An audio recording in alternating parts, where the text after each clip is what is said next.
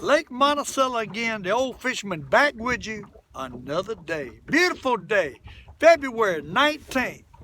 We're gonna try to catch some more of these white perch. Letting the line down here. See what we can do on this beautiful day. Start trolling these jigs. He hit it, he hit it, he hit it. Oh Lord, he hit it. Come on in here, perch. Oh Lord, look at that. Look at that. Drop it down right in his mouth. Monticello. White perch. Look at the size of that sucker right there. You don't think that ain't a nice one? Oh, now, Mr. Crappie, I tell you what, you gotta love it. That is a slab, brother. £1.25. Monticello. White perch. Start the morning off with. Woo! You gotta love that.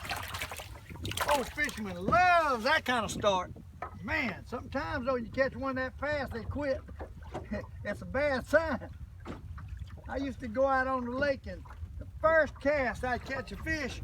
Lord have mercy, I'm thinking I'm gonna tear him up and you couldn't buy another bite for a while. So sometimes that ain't a good sign. Let's hope that's a good sign today. And another bite, so that might be a good sign.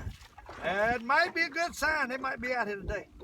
We might catch these white perch today, people. A Monticello white perch, a biting, I hope. I hope. They bite. I just got to put a hook in them.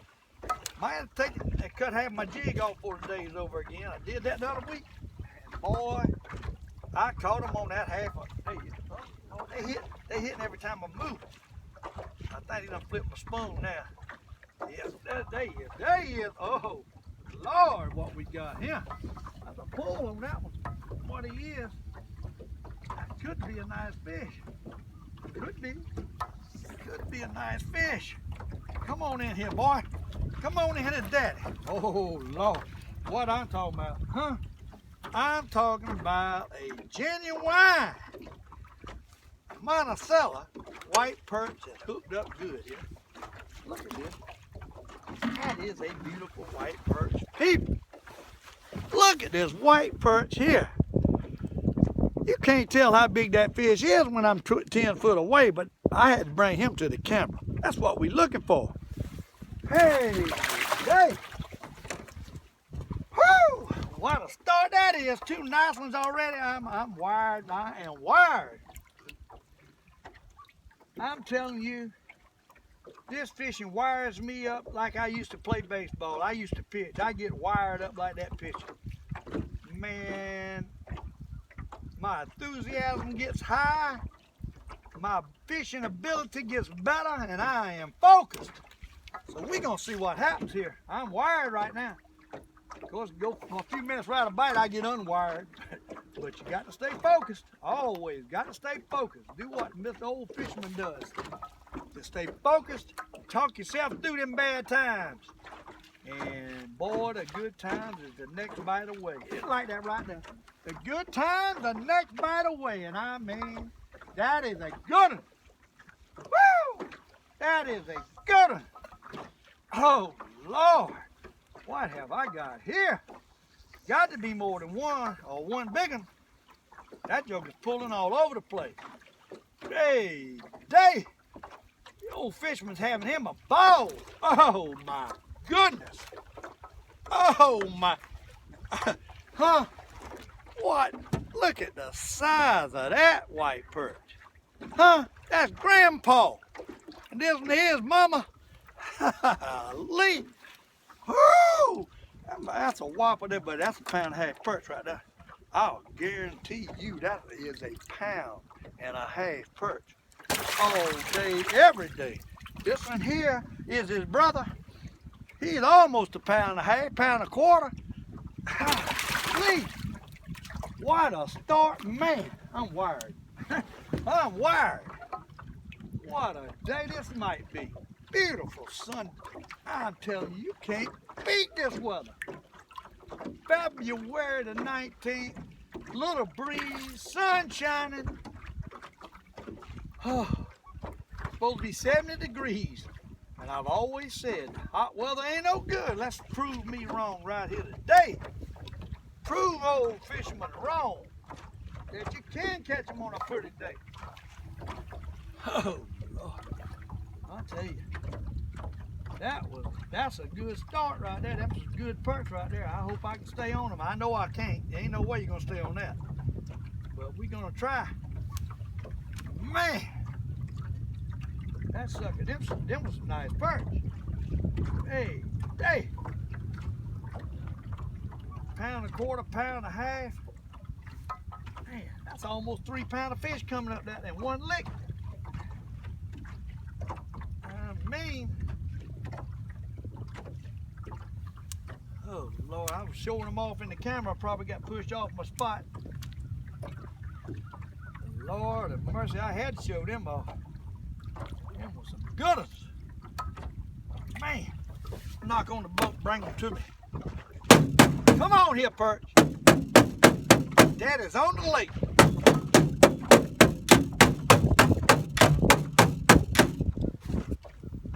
Golly, that was a good start. Let's get some more now. Where'd they go? Where'd they go?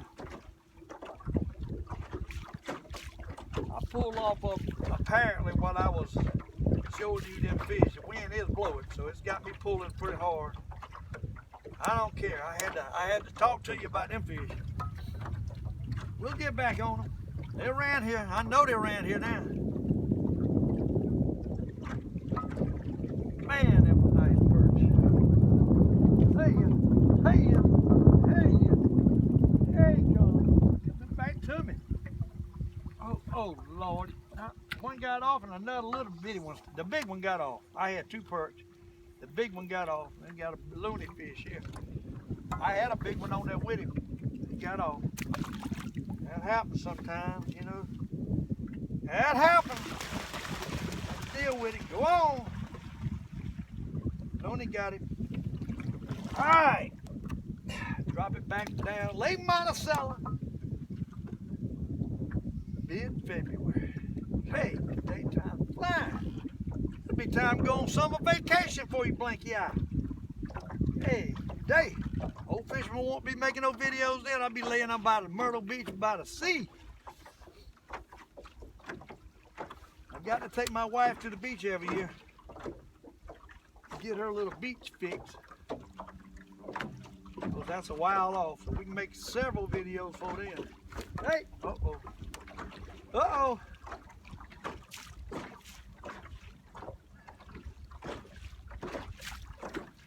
Come on, white perch. Daddy's on the lake and he wants some more of that big perch action. Them monster white perch is what I want. Hey, today them was some pretty ones.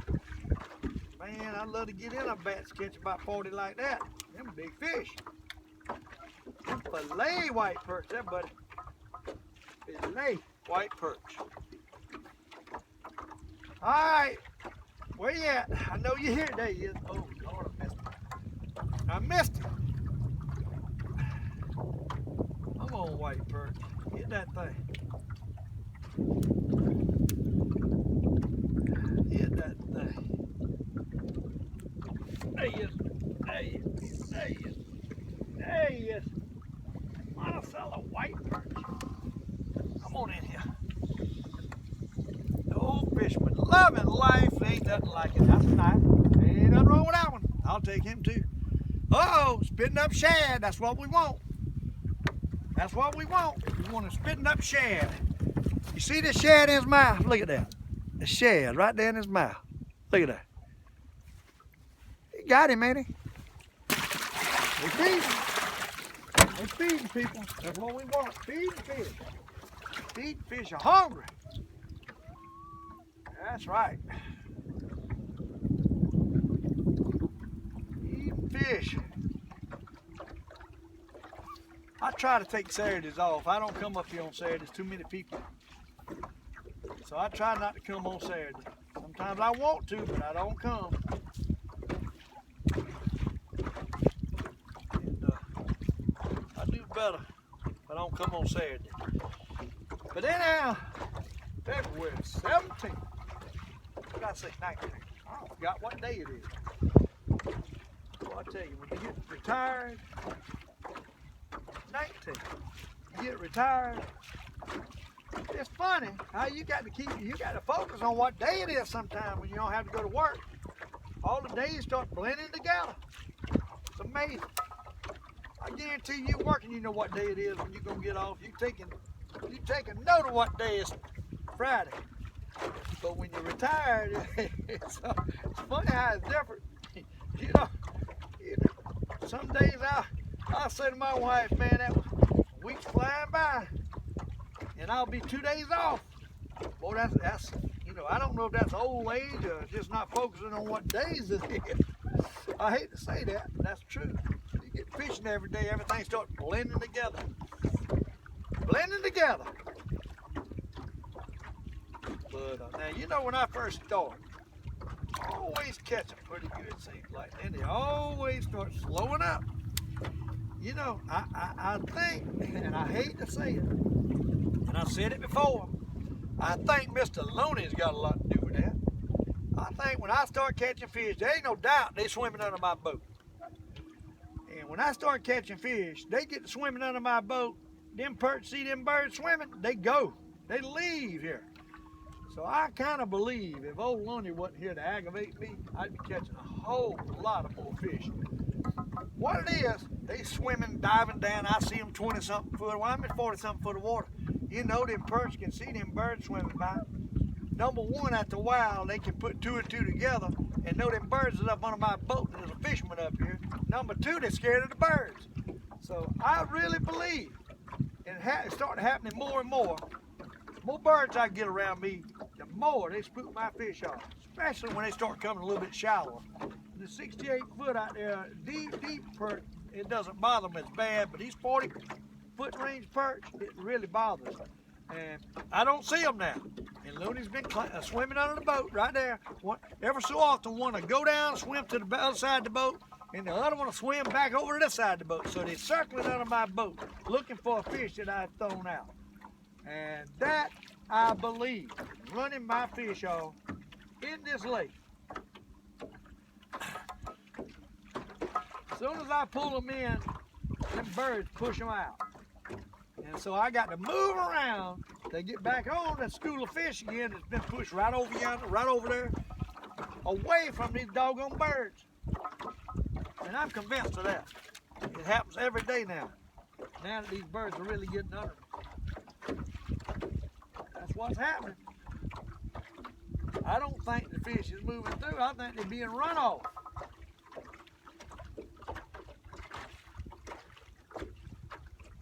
And then when you leave, they'll collect back up again. When the birds leave, I go over yonder, the birds follow me over there. So they allow these fish to collect back up again out here. And when they collect back up again, I can come back and catch some more. Kind of like bass in Lake Murray. You go to a point, you know they on there, and you catch a couple, and they quit. Well, what you got to do is leave and come back. Give them a little break. It don't have to stay. Sometimes it don't take nothing but a 30-minute break. You go back and catch more. But you got to give them a little break. You hammer them, they leave. And that's what's happening to these fish. Them birds are swimming under my boat and running my fish off. Is what they're doing. I'm totally convinced of it. I'll catch them, bam, bam, bam, bam, bam, gone. Then you don't see them on the fish finder nowhere. They're gone. Because Looney's done run them off. And then here I am searching out here for another batch. Mr. Looney is a problem. But there's no way to get rid of that problem. Not legally. So, it's just one of them problems I got to deal with. I might have to catch me a few here, go over yonder, catch a few, go over yonder, catch a few, and make a round and come back. And that's the way it is. That's one. That's the way it is. That's the way it is. You got to adapt. You got to adapt different situations and different things happening around you. And you got to know what's happening before you can adapt to it. So you got to figure it out. Now there's two. See those fish swim back up under there again. It's 2 at a time. 2 nice perch. They ain't that real big, but they're not real little. So, hey. 3/4 pound, brother. That other one was 3/4 pound. This is probably a little bit better. So they go in the box. I tell you what, to be a good fisherman, you have got to run things over in your mind and try to figure out what's happening. Because let me tell you, every day is a different story. That book is a different story every day. You will never ever know what you need to know to always catch fish. You just got to keep trying to figure them out. And that's the way it is. That's the way it is. Some days you go out here, you struggle, but you know the fish might be a step shallower, in a little closer, especially crappie fishing in Lake Murray. You go out there one day, these troll guys, go out there catching them trolls. My cousin went out yesterday, and give you an example, and caught about 15 crappie trolling, and they were slow. Caught a few, and then his buddy says, well, it was a cloudy day. What he should have done at that point, cloudy day, water temperature getting up a little bit. Uh-oh, there's a fish. What he should have done is said, them fish ain't out here trolling today. Maybe they done moved into the bank. That's a good fish right there. I don't know what that is. Might be big perch. I don't know. I can't horse him in, that's for sure. I can't get him in. Dang gone. Only if he done took him off the hook. Oh, Lord. Look at that. Look at that. 3 at a time. White perch. Lake Monticello. You got to love it, people. You got to love it. Oh, my goodness. I tell you what. Just when you think there ain't no more perch left, they're back gone. They show up.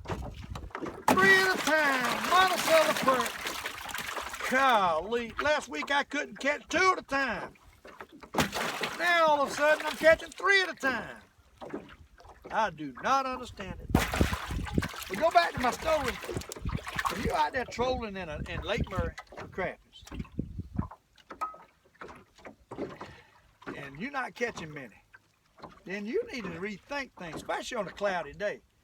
This time of year, February, those babies are moving into the bank. Those crappies sat out there in the middle of them coves deep, and then they come up out the middle of them coves, and them boys catch them 7, 8 foot deep trolling. Well, them crappies has done moved into the bank yesterday, and my cousin didn't catch that many. Oh Lord, that's another good one. I tell you what, these perch, I believe they're gonna be turned on here today, people. Well, what he should have done at that point is went in shallower around some trash and docks and flipped docks, because his buddy went out after he come home. Guess what? He caught a mess of crappies. He caught a limit of crappies because he was flipping docks. So see, them crappies moved out of the middle of them coves up to the docks, the next level. It's getting to be the latter part of February. That's what they're gonna do. Water temperatures in the 50s. That's what they're gonna do. They're not gonna stay out in the middle of them ditches all day long. That trolling's a good morning thing.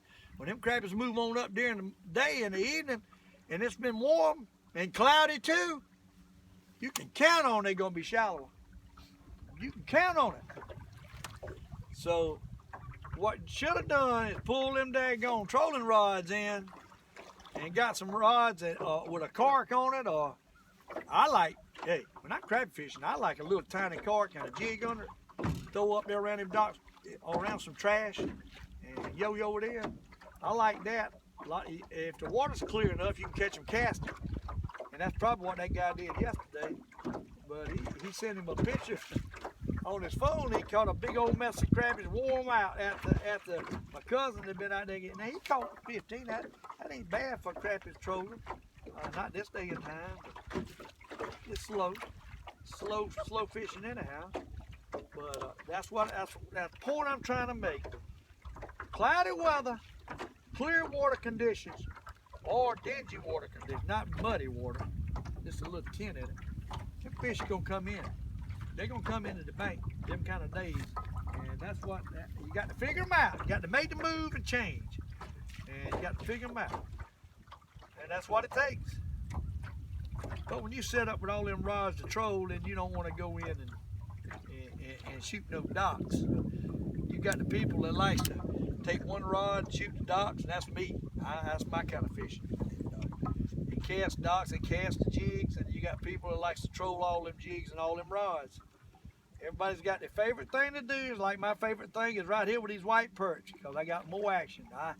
I like action. I don't like a lot of aggravation, so a lot of rods and putting on a lot of minnows and trolling them, all them rods ain't my style. I get flustered because it's too slow. I'm so used to fast action. It's way too slow for me.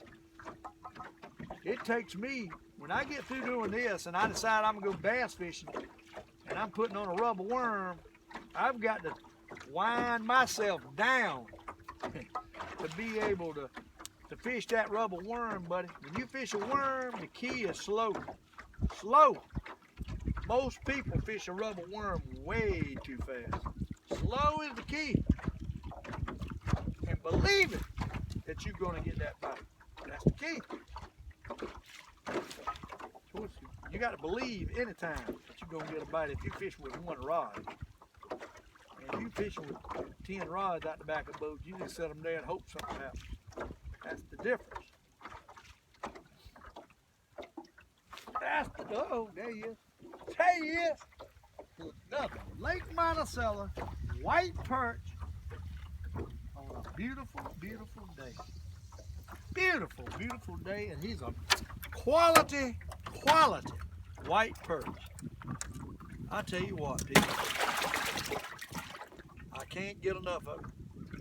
I cannot get enough of this fishing. When you catch fish and you're successful at it, it's I guess it's like playing golf, and if you're good, you want to keep doing it. When you catching fish and you're successful at it, and it's working, hey, nothing, no better. The people that don't like fishing, I'm not gonna say all of them. Some people just don't like fishing.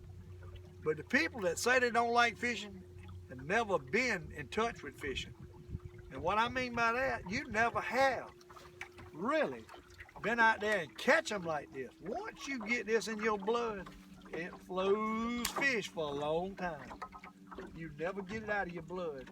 Once you experience that tug on that line and get good with it like this, and catch these fish in a fashion like I'm catching them, nothing like it. There's nothing like it. You know, hunting, deer hunting, stuff like that's good, but you're doing a lot of setting, meditating, looking, waiting. So in fishing, you know, your destiny is really you. It's you and your ability to get on these fish and to put it where they at and to make things happen with your ability. Where if you're deer hunting, you make it happen. You got to do your scout and stuff like that, but you still, it all depends on that deer. Well, fishing depends on the fish too. That's kind of the same thing. But what I'm saying is, you got to have the ability to put yourself in position to be able to be successful, deer hunting, fishing, or whatever. And that's what it takes. And to do that, it takes experience, it takes time, and but it's nothing like a fishing hobby. I'm gonna tell each and every one of you, you don't fish, you need to go buy you some rod and reels and get with somebody that knows how to fish and teach you. Or watch me and get you a boat and come out here and try this wonderful fishing. If you don't do nothing but put a minnow on the hook and drop it to the bottom, if you ain't got the talents to do this, come out here, throw you an anchor out and put a minnow on the bottom. You can catch them. You get the right place, keep trying. If you don't give up in anything, life, fishing, deer hunting, if you don't give up, sooner or later, you're gonna be successful.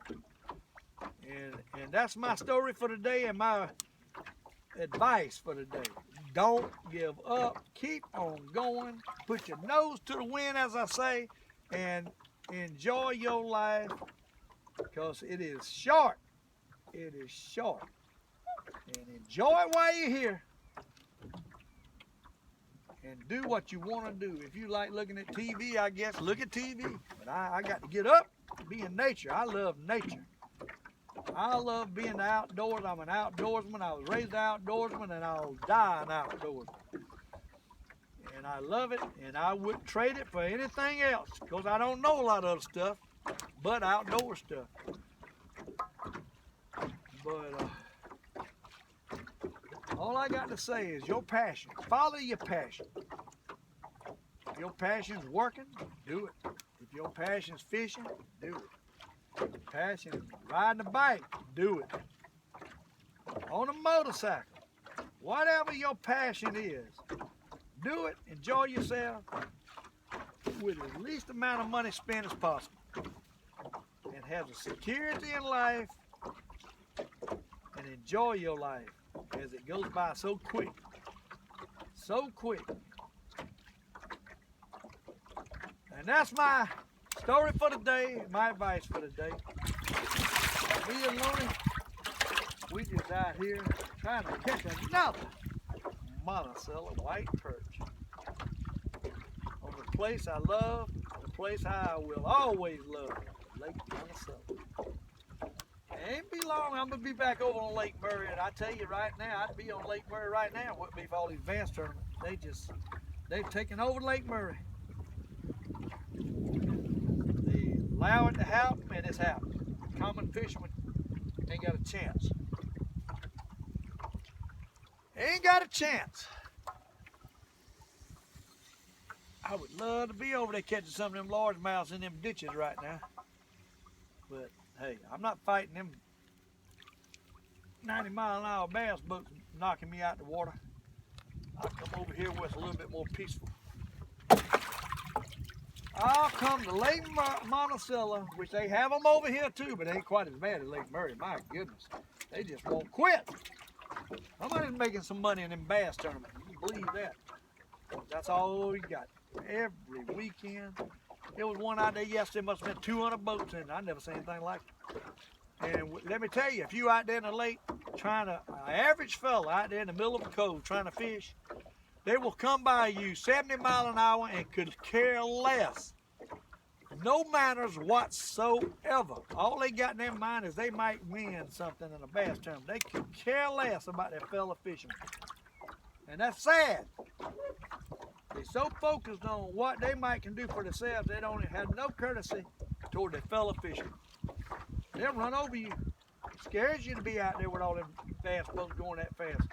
You know, what happens if one of them just looks the other way, not focusing on where he's driving, and runs over you at 70 miles an hour? Let me tell you, they'll fish you out in the lake. It scares me.